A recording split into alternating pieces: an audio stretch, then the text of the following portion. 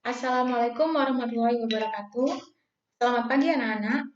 Semoga tetap sehat selalu dimanapun kalian berada. Bertemu lagi dengan pembelajaran ilmu pengetahuan alam kelas 7 dengan saya sendiri, Ibu Habibah, dan juga ada Ibu Rohma. Pada pembelajaran sebelumnya, kalian telah mempelajari tentang besaran dan juga satuan, di mana kemarin sudah dipahami ya. Nah, pada pertemuan kali ini kita akan belajar tentang klasifikasi makhluk hidup. Nah, untuk lebih jelasnya, mari kita simak pembelajaran berikut ini. Materi klasifikasi makhluk hidup, ilmu pengetahuan alam kelas 7. Sebelumnya, kita harus tahu dulu tentang ciri-ciri makhluk hidup. Yang pertama, yaitu makhluk hidup bergerak. Manusia dan hewan dapat bergerak bebas atau berpindah tempat. Untuk bergerak, memerlukan alat gerak dapat berupa kaki, sirip, ataupun sayap untuk terbang. Yang kedua yaitu peka terhadap rangsang atau disebut dengan kemampuan iritabilitas. Yang ketiga yaitu bernafas atau melakukan proses respirasi. Di sini menghirup gas oksigen dan mengeluarkan karbon dioksida. Yang keempat, mampu beradaptasi atau menyesuaikan diri dengan lingkungannya. Yang kelima, yaitu memerlukan makanan atau nutrisi bagi tubuh. Ciri yang selanjutnya yaitu mengeluarkan zat sisa atau ekskresi. Dapat berupa keringat ataupun feses. Yang ketujuh, yaitu mampu berkembang biak atau dapat melestarikan jenisnya. Yang kedelapan yaitu tumbuh dan berkembang. Bedanya apa? Kalau tumbuh, dia perubahan ukuran atau pertambahan volume. Misalkan kalian bertambah tinggi atau bertambah massa tubuhnya. Sedangkan berkembang yaitu proses menuju kedewasaan. Yang terakhir yaitu makhluk hidup memiliki materi genetik atau DNA. Selanjutnya kita akan mempelajari tentang taksonomi, yaitu ilmu yang mempelajari tentang klasifikasi makhluk hidup. Makhluk hidup diklasifikasikan berdasarkan persamaan dan perbedaan, ciri bentuk tubuh atau morfologi, dan alat tubuh atau anatomi. Kemudian dibedakan juga tentang manfaat, ukuran, tempat hidup, dan cara hidupnya. Tujuan klasifikasi ini adalah untuk mempermudah mengenali, membandingkan, dan mempelajari makhluk hidup. Materinya yang berikutnya yaitu tentang tingkatan takson. Mungkin kalian baru mengetahui tentang tingkatan takson ini. Yang pertama ada kingdom atau kerajaan, kemudian ada divisi pada tumbuh-tumbuhan, dan ada filum bagi hewan. Kemudian ada kelas, ada ordo, ada family, ada genus, dan ada spesies. Kalau kita lihat tingkatan takson ini dari atas, dari kingdom ini maksudnya menuju ke spesies, dia semakin sedikit anggotanya. Namun dia semakin banyak kesamaan cirinya, semakin ke bawah semakin banyak kesamaan ciri-ciri makhluk hidupnya. Sedangkan kalau dari bawah ke atas, dari spesies ke kingdom, dia semakin banyak anggotanya, tapi semakin sedikit kesamaan cirinya. Nama takson dalam bahasa Indonesia sama, jadi kingdom itu adalah kerajaan, divisi, filum, sama kemudian kelas, ordo. Nah, ini yang agak berbeda, mungkin kalian bingung kalau ada yang menyebutkan ordo, ada yang menyebutkan bangsa gitu ya, sama. Kemudian ada family, yaitu suku, kemudian genus atau marga, kemudian ada spesiesnya atau individunya, yaitu jenisnya, jenis makhluk hidupnya. Kemudian sistem penamaan makhluk hidup. Sistem ini dinamakan dengan sistem tata nama ganda atau binomial nomenklatur, ditemukan oleh Carolus Linnaeus. Sistem penamaan ini dilakukan agar semua makhluk hidup di dunia memiliki nama yang universal atau sama. Ada aturannya, jadi tidak sembarangan. Yang pertama, harus terdiri dari dua kata. Kata pertama menunjukkan genus atau marga, kemudian kata kedua menunjukkan spesies. Yang kedua yaitu antara kata kedua dan ketiga, maksudnya di sini kata pertama dan kedua ya, diberi spasi. Kemudian hanya huruf pertama yang kapital. Dicetak miring atau diberi garis bawah. Jadi kalau misalkan kita menulis tangan, kan pastinya tidak bisa dicetak miring ya. Jadi harus diberi garis bawah, sama saja. Jadi tidak harus keduanya. Boleh cetak miring atau diberi garis bawah. Contohnya ini, ada tanaman mangga. Namanya adalah Mangifera indica. Kata pertamanya marga dan kata keduanya menunjukkan spesies. Selanjutnya ada sistem klasifikasi 5 kingdom. Di sini dikemukakan oleh Robert Whittaker yang mengelompokkan makhluk hidup menjadi 5 kingdom, yaitu Monera, Protista, Fungi, Plantae, dan Animalia. Kita pelajari yang pertama dulu, yaitu Monera. Dia cirinya uniseluler. Semua Monera pasti terdiri dari satu sel tunggal. Kemudian yang kedua yaitu prokariot atau tidak memiliki membran inti. Jadi inti selnya dia tidak memiliki membran. Yang ketiga yaitu ada yang heterotrof, ada yang autotrof. Maksudnya heterotrof di sini adalah tidak mampu menghasilkan makanannya sendiri, sedangkan autotrof dia memiliki klorofil sehingga dapat menghasilkan makanannya sendiri. Contohnya tadi bakteri dan alga. Yang kedua yaitu protista. Cirinya ada yang uniseluler dan multiseluler atau memiliki sel banyak. Yang kedua, kalau tadi Monera prokariot tidak memiliki membran inti, kalau protista dia eukariot atau memiliki membran inti. Jadi sebenarnya yang paling sederhana adalah yang kingdom Monera tadi. Ada yang heterotrof juga dan ada yang autotrof. Contohnya ada protista mirip hewan. Nah, ini ada paramecium. Kemudian ada protista mirip jamur. Ada protista mirip tumbuhan. Nah, di sini contohnya yaitu Eglena. Eglena ini khusus karena dia merupakan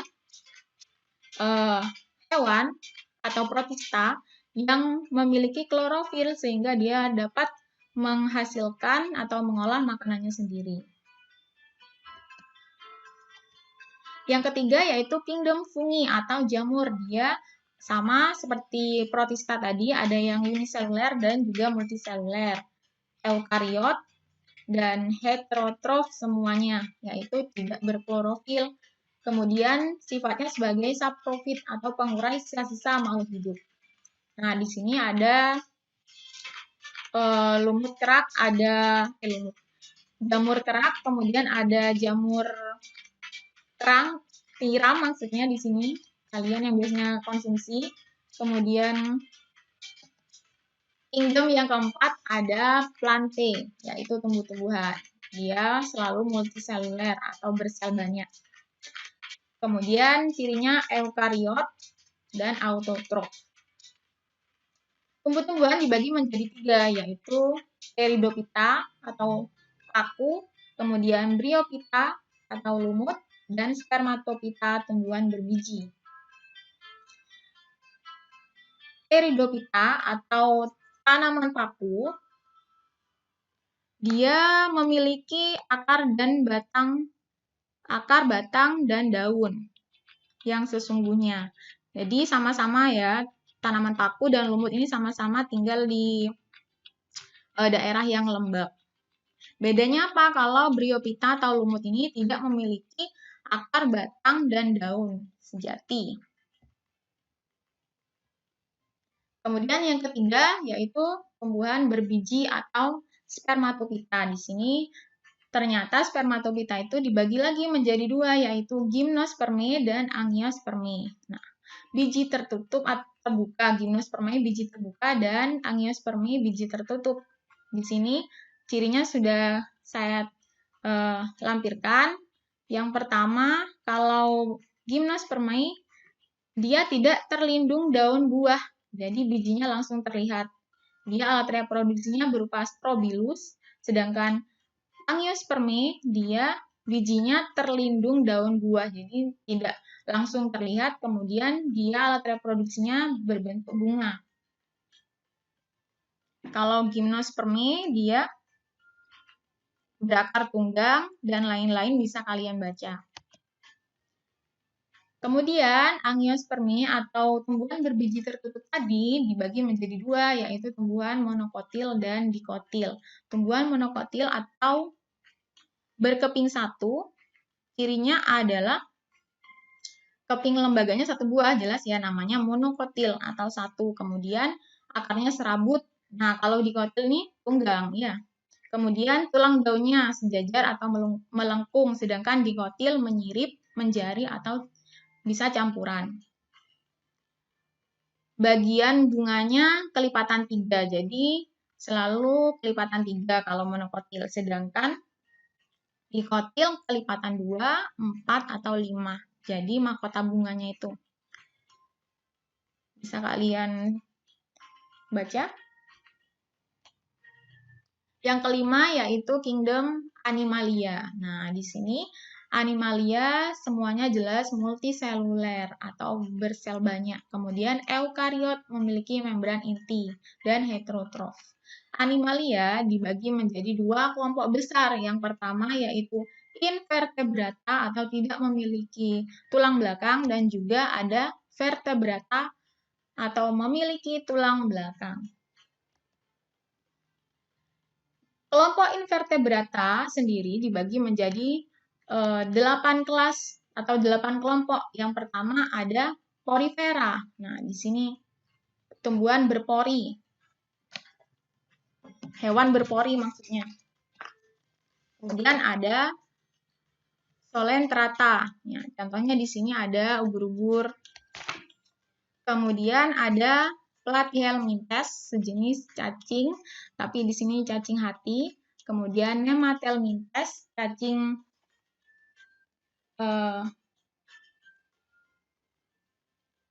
gilik. Kemudian ada Annelida atau cacing gelang. Ada Mollusca, jadi dia hewan yang bertubuh lunak dan banyak lendir. Kemudian ini contohnya siput. Ada Echinodermata. Nah, di sini contohnya bintang laut. Jadi dia keras di tubuhnya. Kemudian ada Arthropoda. Nah, Arthropoda ini terbagi menjadi insekta atau serangga. Kemudian ada krustase atau udang-udangan, ada udang, kepiting, dan lain-lain. Ada Myriapoda atau lipat. Vertebrata atau hewan yang memiliki tulang belakang dibagi menjadi 6 kelompok. Jadi di sini yang pertama yaitu Pisces atau ikan, kemudian amfibi, hewan yang hidup di dua darat dan air. Kemudian ada reptil, ada aves, kemudian ada mamalia atau hewan yang menyusui. Demikian pembelajaran kita hari ini. Evaluasinya yaitu yang pertama, pada taksonomi dari kingdom ke spesies, jumlah makhluk hidup yang berbeda dalam setiap takson akan semakin semakin apa tadi? Bisa kalian lihat kembali videonya di awal. Yang kedua, tumbuhan melinjo memiliki nama ilmiah Gnetum gnemon. Kata gnetum merupakan petunjuk namanya apa? Yang tadi ya. Yang pertama, kata pertama menunjukkan apa? Yang ketiga, Euglena kurang cocok jika hanya dimasukkan dalam kelompok Animalia, karena Euglena juga memiliki ciri yang dimiliki plantae, yaitu berklorofil, sehingga Euglena dapat menghasilkan makanannya sendiri yang disebut dengan kemampuan Yang keempat, suatu sel memiliki ciri bersel satu, tidak memiliki membran inti, dan dapat menghasilkan makanan sendiri merupakan ciri dari kingdom apa tadi? Yang pertama sendiri, yang paling sederhana ya. Kemudian yang kelima, makhluk hidup diklasifikasikan berdasarkan apa? Ada 3. Kemudian yang keenam, sebutkan jenis hewan yang termasuk dalam golongan invertebrata atau tidak memiliki tulang belakang. Yang ketujuh, sebutkan jenis hewan yang termasuk dalam golongan vertebrata. Yang kedelapan, jelaskan perbedaan monokotil dan dikotil seperti tadi dalam bentuk tabel. Yang terakhir yaitu, buatlah tingkatan takson dari kingdom sampai spesies, jadi dari atas sampai bawah tadi, tentang takson tumbuhan jagung dan juga kucing. Nah, di sini bisa kalian cari di buku paket ataupun juga di video. Nilai maksimal pada tugas IPA ini adalah 90. Terima kasih, semoga bermanfaat. Demikian pembelajaran kita hari ini. Semoga kalian semua dapat memahami penjelasan yang telah Ibu berikan. Jangan lupa juga untuk mengerjakan tugas evaluasi di akhir materi.